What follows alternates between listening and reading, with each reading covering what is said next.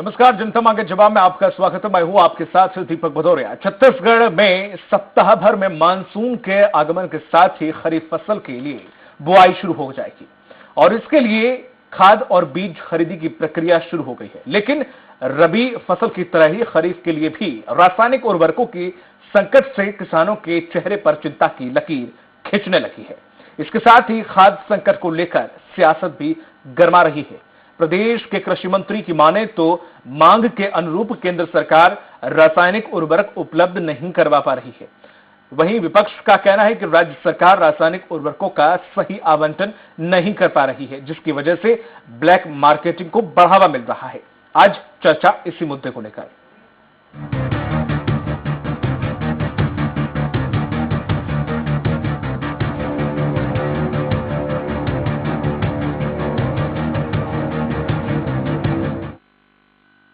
छत्तीसगढ़ में खरीफ के सीजन में खाद की किल्लत दिखने लगी है। अब इस पर राजनीतिक भी तेज होती जा रही है। राज्य में सत्ताधारी दल कांग्रेस ने आरोप लगाया कि केंद्र सरकार खाद की नियमित आपूर्ति बाधित कर रही है। यहां खाद लाने के लिए रेलवे का रैक नहीं दिया जा रहा है। वहीं खाद की समस्या को लेकर बीजेपी का अपना अलग तर्क है। आज चर्चा इसी मुद्दे को लेकर देख लेते हैं। उससे पहले एक रिपोर्ट।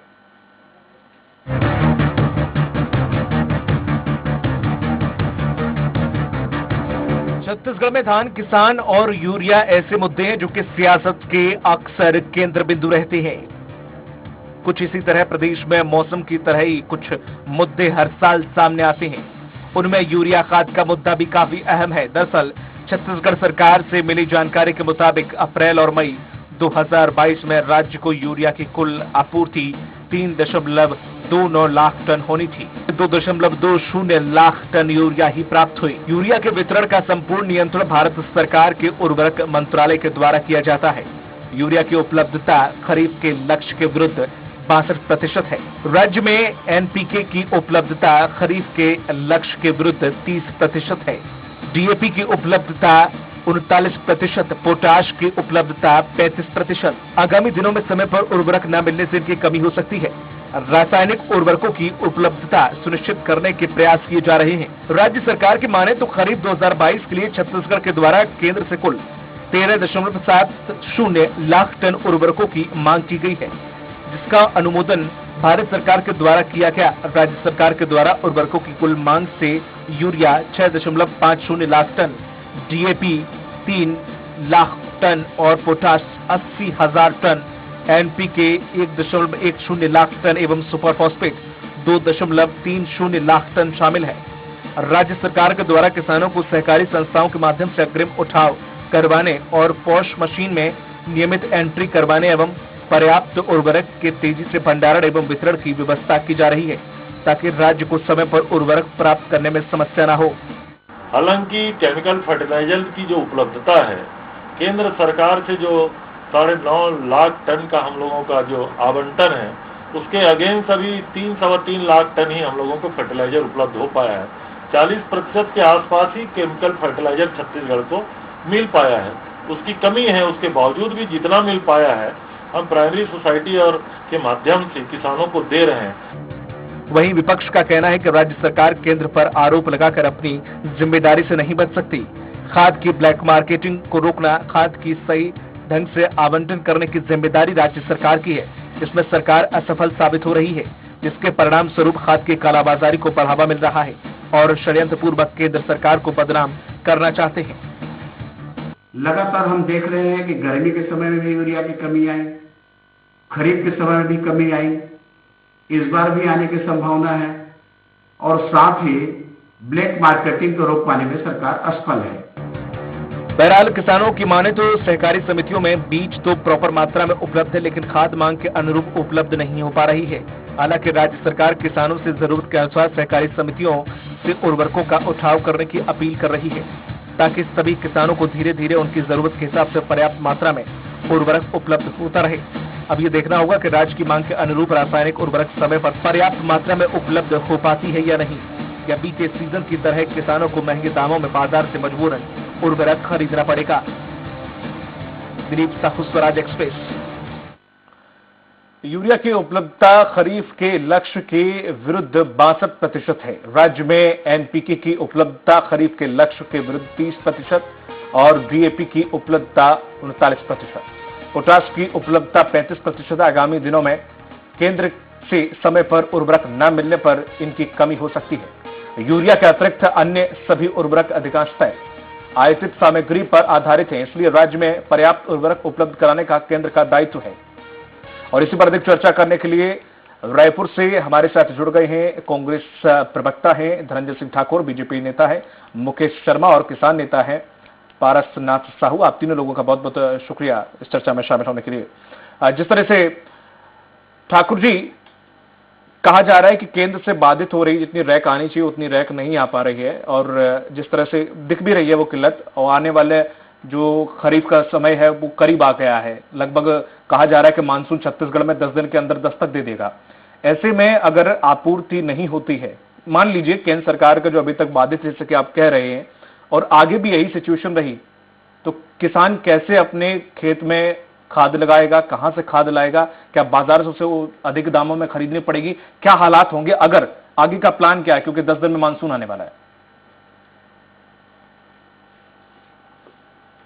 देखिए, निश्चित तौर पर भादौरे जी आपने जो सवाल उठाया वही चिंता राज्य सरकार कर रही है, क्योंकि रासायनिक खादों का निर्माण से लेकर उसका डिस्ट्रीब्यूशन तक का जो अधिकार है, जो शक्तियां हैं केंद्र सरकार के पास में है और केंद्र सरकार के अधीन है। इसलिए अब समझना पड़ेगा सबसे बड़ी बात, आखिर ये समस्याएं क्यों बार बार छत्तीसगढ़ के साथ उत्पन्न होती है। छत्तीसगढ़ में मुख्यमंत्री भूपेश बघेल जी की सरकार अपने किसानों को, देश के जो किसान है उसके तुलना में सबसे ज्यादा धान की कीमत दे रही है। 2640 रुपए इस वर्ष हमारे किसानों को धान की कीमत मिला है। ये देश के किसी भी राज्यों में इतनी कीमत धान के किसानों को नहीं मिल रहा है। हमारी सरकार किसान हितैषी सरकार है। हम जब सरकार में आए तो हमने किसानों को कर्ज मुक्त किया, किसानों को हर प्रकार की सुविधाएं हमारी सरकार के द्वारा उपलब्ध कराई जा रही है। ऐसे में जो दूसरे भाजपा शासित राज्य हैं छत्तीसगढ़ छोड़ के, वहां भी इस बात का बड़े जोर शोर से उठ रहा है कि जब छत्तीसगढ़ अपनी सरकार अपने किसानों को डेवलप कर रही है, उनके लिए खाद की व्यवस्था कर रही है, उनको धान की अच्छी कीमत दे रही है, सुविधाएं प्रदान कर रही है, धान के साथ उनको गन्ना, कोदो, कुटकी, रागी, दलहन, तिलहन, फलदार लगाने किसानों को भी लाभान्वित करी है। ऐसे भाजपा शासित राज्यों को भी किसानों को क्यों नहीं देना चाहिए? और स्वाभाविक सी बात है, केंद्र में बैठी सरकार ने भी देश भर के किसानों से वादा किया था कि उसकी जब सरकार बनेगी तो वो स्वामिनाथन कमेटी के सिफारिश में लागत मूल्य का 1.5 गुना समर्थन मूल्य देंगे और 2022 में किसानों को आय आमदनी करेंगे, दोगुनी करेंगे, जो करने में नाकाम साबित हुई है। ऐसे में जो बार बार यह किल्लत उत्पन्न किया जाता है केंद्र सरकार के द्वारा, क्योंकि खाद का वितरण और निर्माण उनके हाथ में है, ये कहीं ना कहीं मुझे लगता है कि राजनीतिक षड्यंत्र भारतीय जनता पार्टी के द्वारा रचा जाता है। इससे परेशानी किसानों को होती है ताकि सरकार की छवि खराब हो सके।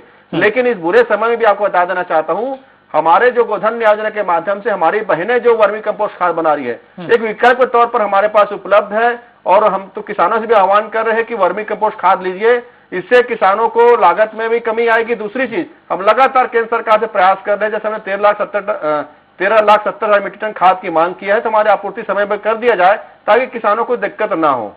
ठीक है धनंजय जी, जिस तरीके से वर्मी कंपोस्ट की आपने बात की, लेकिन वर्मी कंपोस्ट में एक तरफ आप कह रहे हैं कि बीजेपी दुष्प्रचार कर रही है कि ये ठीक नहीं है, और वर्मी कंपोस्ट आप जो बना रहे हैं, हालांकि कुछ किसानों की ये कहना है कि लगातार कुछ खबरें भी सामने आ रही हैं कि उनमें मिट्टी ज्यादा मिलकर आ रही है, जिस हिसाब से होनी चाहिए उससे नहीं हो रही है। किसान डर रहे हैं कि अगर हमने ये डाल दी उसके बाद फसल का ऐसी तैसी होगी तो दिक्कत हो जाएगी, तो किसान उसको यूज ही नहीं कर रहे हैं। ये तो सबसे पहले किसानों को उस तरह से जागरूक करो कि वर्मी कंपोस्ट की उनके लिए कितनी हितकारी है। डायरेक्ट वर्मी कंपोस्ट खाद की जगह अगर आप उन्हें दोगे तो हो सकता है वो एक्सेप्टेबल ना कर पाए, क्योंकि खाद जो काम कर रही थी वर्मी कंपोस्ट शायद वो ना कर पा रही हो। भाई किसान की फसल खराब नहीं कराएगा। आप देखेंगे अभी जो रबी फसल का समय जो गया, उसके पहले देखिए अभी रबी फसल का समय जो बीता, उसके बाद उसके पहले खरीफ फसल का समय बीता, उसमें छत्तीसगढ़ के कई ऐसे भी किसान हैं जिन्होंने सिर्फ वर्मी कंपोस्ट खाद का ही उपयोग किया है, उससे फसल बेहतर हुए हैं, उनका लागत मूल्य में कमी आई है और उसका अच्छा रिस्पांस मिला है। साथ साथ उन किसानों ने भी इसका उपयोग किया है जो रासायनिक खादों का उपयोग कर रहे थे, उन्होंने रासायनिक खादों की मात्रा में कमी करके वर्मी कंपोस्ट खाद को भी, क्योंकि छत्तीसगढ़ किसान जागरूक है ना। ये वर्मी कंपोस्ट खाद जो आज हमारी सरकार जो बना रही है ना, ये छत्तीसगढ़ में किसान इसको खुद के पास भी डेवलप करते हैं। उनको पता है वर्मी कंपोस्ट खाद की क्वालिटी क्या होती है, वर्मी कंपोस्ट खाद की उपयोगिता क्या है और किस प्रकार से उपयोग किया जाता है। ये हमारे छत्तीसगढ़ किसान जागरूक हैं और इसको हम बड़े विस्तार से कर रहे हैं, इसलिए किसानों को उसके सपोर्ट उसे मिल रहा है। मैं ये नहीं कह रहा हूं कि 100% वर्मी कंपोस्ट खाद किसानों को लेना चाहिए, लेकिन एक विकल्प के तौर पर हमारे बेहतर ऑप्शन है। ठीक है मुकेश जी, जिस तरीके से केंद्र लगातार वहां की सरकार आरोप लगाती रही कि केंद्र उनकी योजनाओं में, चाहे वो कोई भी योजना हो, उसमें अड़ंगा लगाती रही है।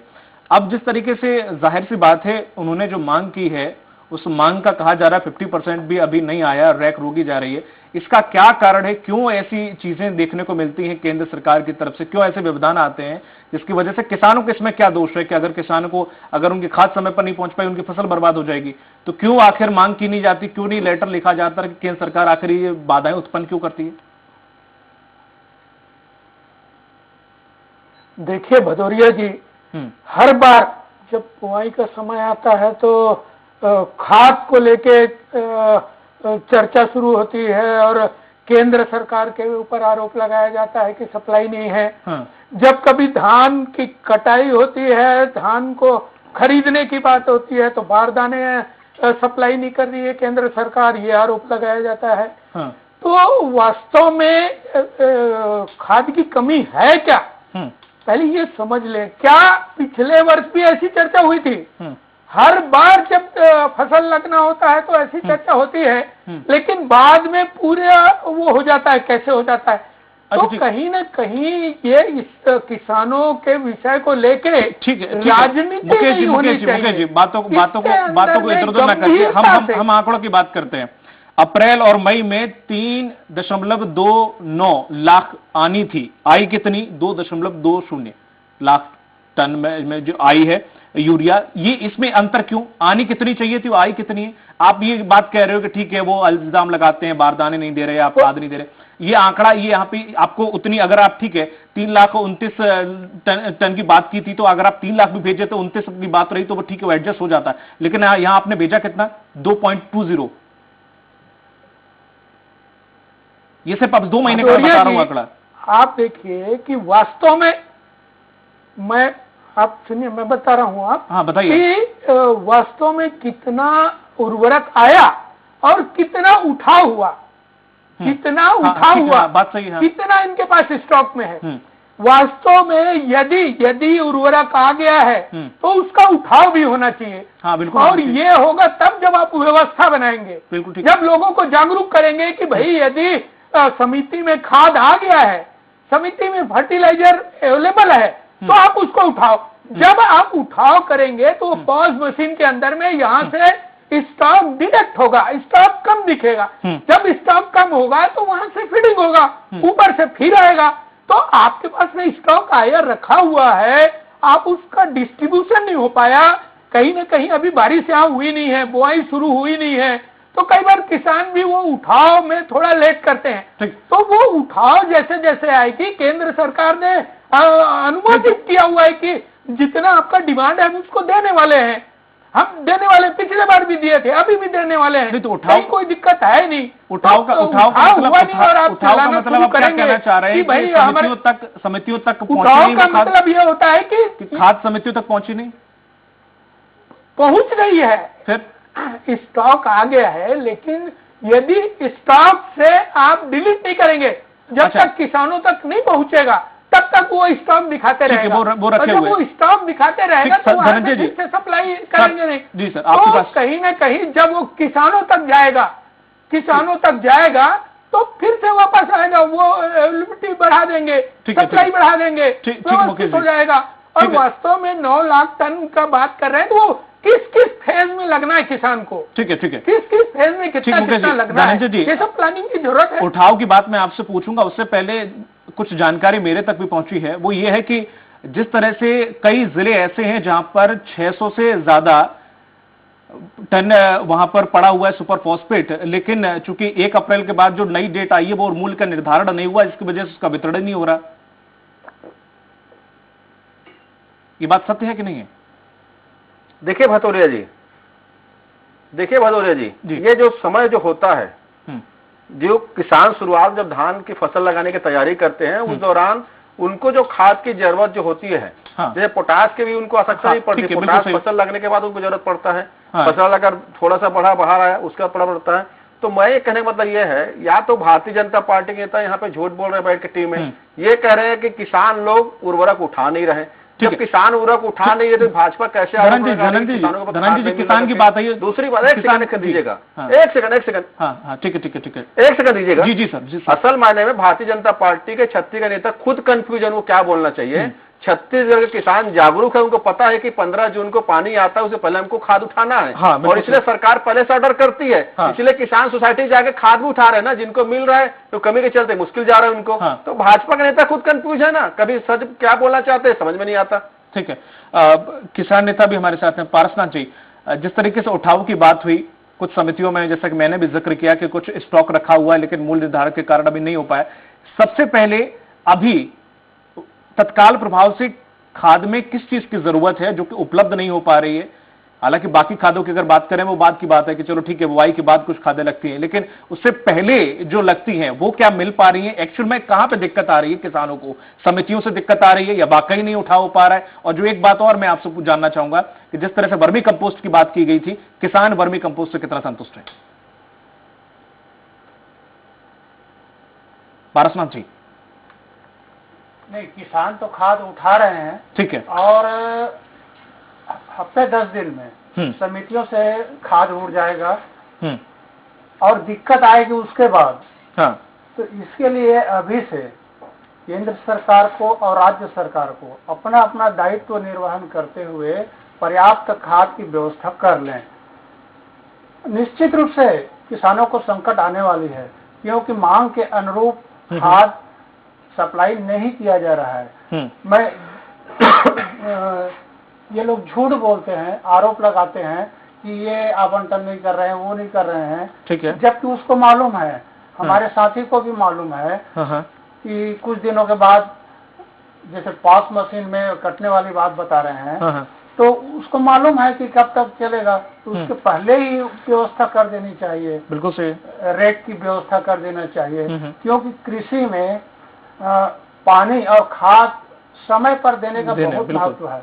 अगर हमको बाद में खाद मिला तो उसका कोई अस्तित्व नहीं रहता। बिल्कुल, समय पानी नहीं मिला तो भी परेशानी होती है। रह गई बात वर्मी कंपोस्ट की, उसके बारे में हमारे भाजपा के साथियों ने एक प्लानिंग करके एक किसानों को गुमराह किया है। उसने यह भी गुमराह किया है मेरे साथ डिबेट में बैठ के कि वर्मी कंपोस्ट डालने से खेत बंजर हो जाएगा। मैं चुनौती देता हूँ उसको कि गोबर गोमूत्र से बने कोई भी बिल्कुल कभी भी नुकसान नहीं करता, किंतु ये प्लानिंग करके किसानों के बीच भ्रम की स्थिति पैदा किया है। और आने वाला दिन सिर्फ वर्मी कंपोस्ट और जैविक खाद का होगा, और रासायनिक खाद तो धीरे धीरे बंद करना पड़ेगा। ये हमारे प्रधानमंत्री भी बोल चुके हैं। बिल्कुल सही बात है। हाँ, नहीं, लेकिन जिस तरह से पारसनाथ साहब जी, जिस तरह से आपने देखा होगा कि आपके जो किसान हैं उसमें से कितने किसान ऐसे हैं जो वाकई चाहते हैं कि उनमें वर्मी कंपोस्ट ही यूज करें? हालांकि हो सकता है उतनी आयात ना हो अभी प्रदेश में, क्योंकि शुरुआती दौर में ही वर्मी कंपोस्ट बन रहा है। तो कितने किसान वाकई चाहते हैं कि वो वर्मी कंपोस्ट ही लगाएं, ये खाद यूरिया DAP या फॉस्फोरस इसके झंझट में ही ना पड़े?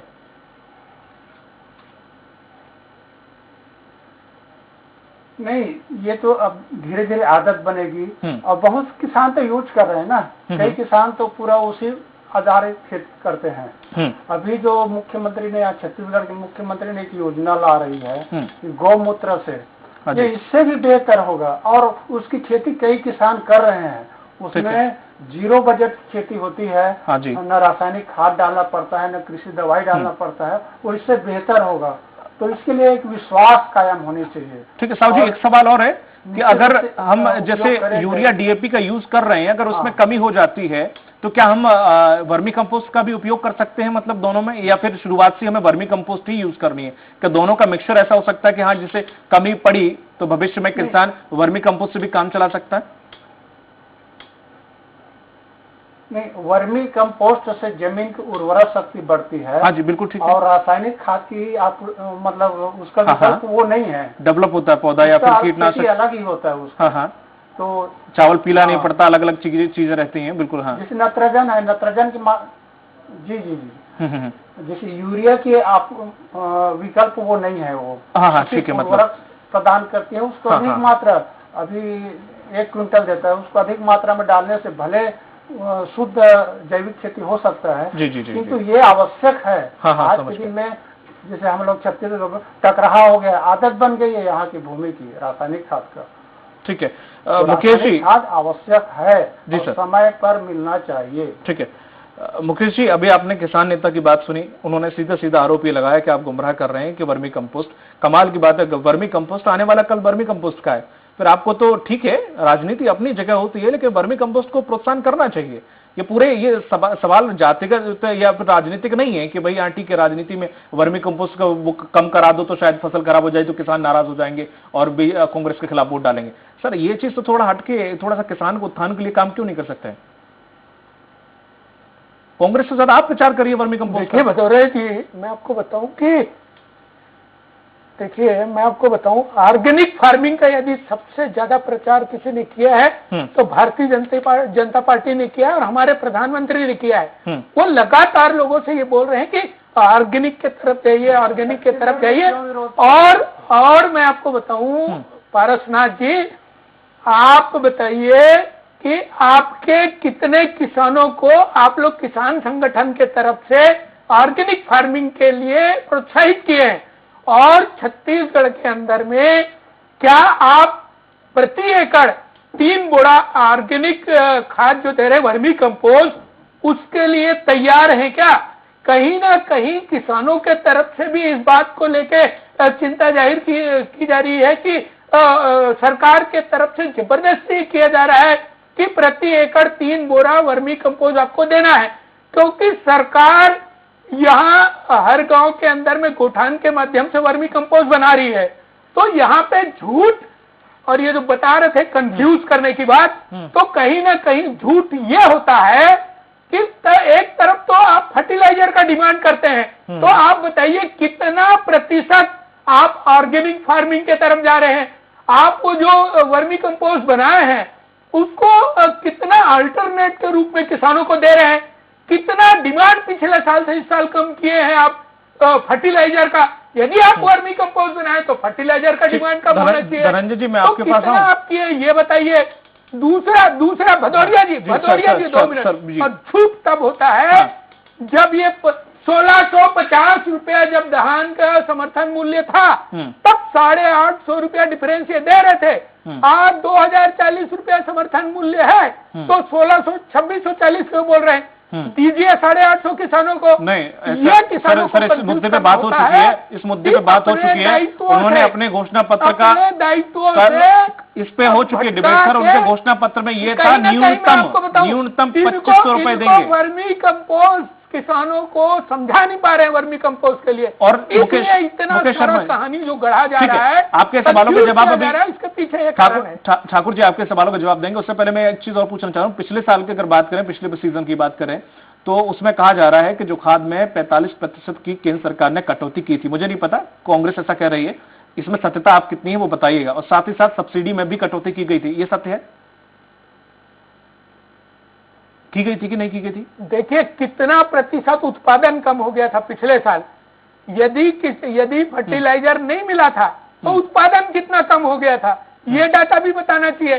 तो सिर्फ और सिर्फ केंद्र सरकार को दोषी ठहराने से, केंद्र सरकार को पत्र लिखने से, मतलब अपनी हर कमियों को अंदाजा वैसे लगाएंगे कि लॉस कितना हुआ, इससे काम नहीं चलेगा। कहीं ना कहीं योजनाबद्ध तरीके से यदि आप डिस्ट्रीब्यूशन सिस्टम बनाते हैं शर्मा जी, तो निश्चित ये कौन सा पैमाना है आपका? आप वर्मी कंपोस्ट बनाए हैं, ये कौन सा पैमाना है आपका कि लॉस किसान को कितना ज्यादा हुआ? इसके आप डिपेंड करेंगे कि हाँ इसकी कमी हुई थी इस वजह से किसान को लॉस हुआ। भाई किसान तो अगर आप समितियों में नहीं देंगे तो अपनी फसल बचानी है, वो बाजार से जाके लेगा। मैं लॉस तो आप ही बोले कितने प्रतिशत? मैं लॉस की बात नहीं कर रहा हूँ, एक्चुअल में पिछले प्रोडक्शन बोल रहा हूँ। प्रोडक्शन यदि ये कहते हैं कि इनको फर्टिलाइजर नहीं मिला तो क्या प्रोडक्शन कम हुआ? इसका मतलब फर्टिलाइजर पूरा मिला था, और फर्टिलाइजर पिछले साल भी पूरा मिला था, अभी भी पूरा देने के लिए केंद्र सरकार राजी है, अनुमोदित कर चुकी है।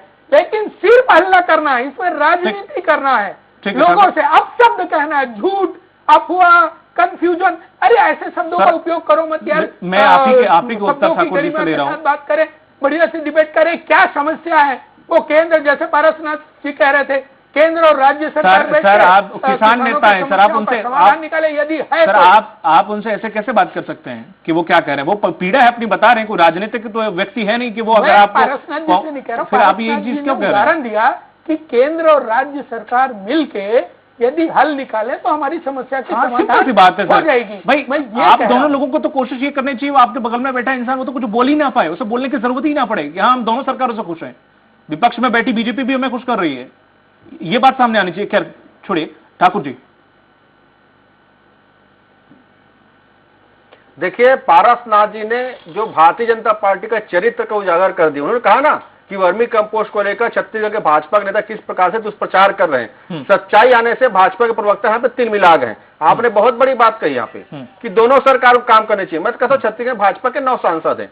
हमारी सरकार ने छत्तीसगढ़ किसानों के डिमांड को केंद्र सरकार के पास पहुंचा दिया कि हमको इस खरीफ वर्ष में लगभग 13.5 लाख मीट्रिक टन उर्वरक चाहिए, जिसमें यूरिया भी है, पोटास भी है, डीएपी भी है। और आपने भी इस चैनल में बताने का काम किया है कि हमको मई अप्रैल माह में जो 3,29,000 मीट्रिक टन जो यूरिया मिलना था, उसमें 1,09,000 मीट्रिक में कटौती कर दी गई है। सारे सिस्टम बैठे हुए हैं, लेकिन सवाल यहाँ उठता है कि यहाँ भारतीय जनता पार्टी सिर्फ राजनीति कर रही है, क्योंकि छत्तीसगढ़ ही नहीं देश भर के किसानों को खाद देना हो, कीटनाशक देना हो, बारदाना देना हो, इसकी जिम्मेदारी केंद्र सरकार के पास में है। और इस जिम्मेदारी से वो नाकाम साबित हुई हर बार में। हम तो कह रहे हैं छत्तीसगढ़ में हर बार ही कोई समस्या होता है, हम तो डिमांड देते हैं आपके। तो इन्होंने कहा कि आपूर्ति उसमें उत्पादन क्या हुआ। मैं आपको एक छोटा सा उदाहरण देना चाहूंगा भदौर जी, 2 सेकंड दीजिएगा मुझे। छत्तीसगढ़ में रमन सिंह जी मुख्यमंत्री थे, भारतीय जनता पार्टी की सरकार रही है। 2015 के आंकड़ा आपको देना चाहूंगा मैं। इन्होंने केंद्र सरकार से मांग किया था 11 लाख मीट्रिक टन उर्वरक खाद की, इनको उस दौरान दिया गया था 7 लाख मीट्रिक टन उर्वरक खाद। उस दौरान केंद्र में मोदी जी प्रधानमंत्री थे और उस दौरान छत्तीसगढ़ में धान बोने वाले किसान कितने संख्या में कम थे। आज हमारी सरकार बनने के बाद हम 13.5 लाख मीट्रिक टन खाद मांग रहे हैं। हमारे 22.5 लाख किसान धान बोने वाले हैं। रकबा हमारा बढ़ा है तो रिक्वायरमेंट तो हमारा बढ़ा है ना, उत्पादन हमारा बढ़ा हुआ है। तो उत्पादन हमारा बढ़ा हुआ है और उसमें खाद देने में तकलीफ उनको हो रहा है। तो स्वाभाविक सी बात है, भारतीय जनता पार्टी की जो केंद्र की सरकार है वो नहीं चाहती कि देश भर के किसान खुशहाल रहे, आर्थिक में सक्षम रहे। आपने खाद सब्सिडी की बात की कि खाद सब्सिडी ने बढ़ा दी है। एक सेकंड जी सर, खाद सब्सिडी ने बढ़ा दिया है। असल मायने ये है खाद की सब्सिडी बढ़ाया गया है, खाद की क्वांटिटी नहीं बढ़ाया गया है। जो खाद के मूल्य बढ़ा, जैसे मान लो 600 रुपए का जो यूरिया खाद था वो बढ़ के आज 800 हो गया, तो सब्सिडी की दरें बढ़ी है, यूरिया की क्वांटिटी नहीं बढ़ा है। क्योंकि 52% जो यूरिया है जो टोटल प्रोडक्शन होता है उसको नरेंद्र मोदी जी की सरकार इंडस्ट्री को सप्लाई कर देती है, जिसमें किसानों का हक है। जबकि देश के किसानों को 80% यूरिया मिलना चाहिए। तो किल्लत की मुख्य वजह यह भी है। ठीक है, लास्ट कमेंट पारसनाथ साहू जी, कम शब्दों में दीजिएगा, समय चूंकि नहीं है, समय का अभाव है। जिस तरह से दोनों ही सरकारें कर रही हैं, आगे भविष्य में किसान को परेशानी ना हो, तो केंद्र हो चाहे वो राज्य सरकार हो, आप सभी से क्या दरख्वास्त है कि आगे चल के कौन सी ऐसी जरूरतें हैं जिससे आपको परेशानी ना हो, या फिर खाद की कितनी कमी है या फिर कौन सी खाद की कमी है वो आपूर्ति करके रखी जाए, जिससे किसानों को आने वाले समय में दिक्कत ना हो। कम शब्दों में सर। साहू जी, देखिए, केंद्र सरकार जो भारत की है उसको भी हम लोग चुने हैं, राज्य सरकार यहाँ भी हम ही लोग चुने हैं, और किसानों की सरकार है। तो इन दोनों को चाहिए कि आरोप प्रत्यारोप न करके मांग के अनुरूप खाद दें और पूरा धान खरीदी हो, ये भी व्यवस्था बनाए। क्योंकि 2500 में लेके हमको बचत धान को कम रेट में बेचना पड़ता है। आखिर सरकारें क्या करती है? इसीलिए तो सरकार बनाए और सरकार का काम व्यवस्था करना है। बिल्कुल सर। तो किसान हित ऐसी परिचय दे और आरोप